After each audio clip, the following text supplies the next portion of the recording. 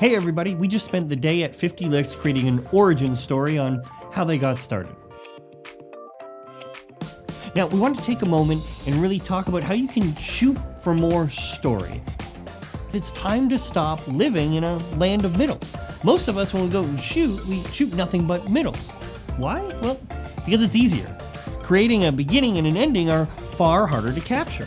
But telling full stories, as you know, requires a beginning, middle, and an ending. And that's what we want to help you with. And what it's called is the 3/1 rule.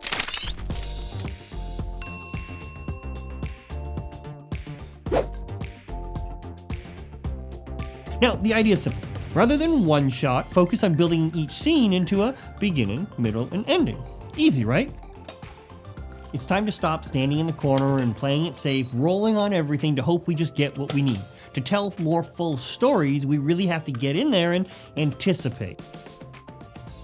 And that's the key. Beginnings require anticipation. To properly capture a beginning, we must anticipate before it happens. Otherwise, you show up in the middle, right?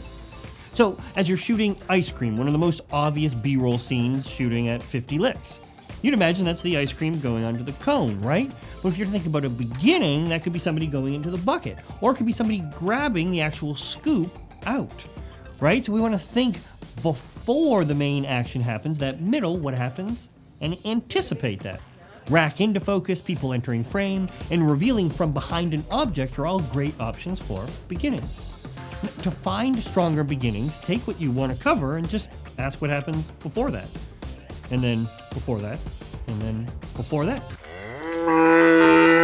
You can really apply this idea of going further back and back and back. And of course you can go too far, but it's about thinking about that beginning and where your story really should start so you don't show up in the middle. Now, on the other end, endings require patience. To properly capture an ending, we need to have the patience to let something resolve. We can get so anxious about covering everything that we get a shot and we leave in the middle to try and move on to something else before we actually let something resolve and get a natural ending. And the story is so much better with an ending, right? When's the last time you watched a story that didn't have an ending and you really enjoyed it? We need to stick with that middle and let it resolve. Now, you can rack focus out of focus. You can go behind an object or have people leaving frame as a good way to end your scene.